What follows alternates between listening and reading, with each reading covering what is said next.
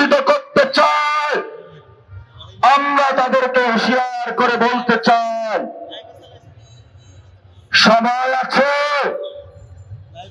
শেখ হাসিনা থেকে শিক্ষা নিন। শহীদ মিছিল তারা বড় করেছিল, আজকে এই শহীদ ভূমিতে আমরা আছি। শেখ হাসিনা ভারতে পালিয়ে গেছে, আমরা ধৈর্য ধারণ করছি।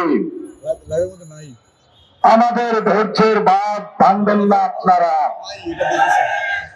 যদি ধৈর্যের বাঁধ বাঁধতে হয় তাহলে গণতন্ত্রের মধ্যে আসুন। আগামী 12 তারিখের জন্য অপেক্ষা করুন। বাংলাদেশের মানুষ মুখিয়ে আছে।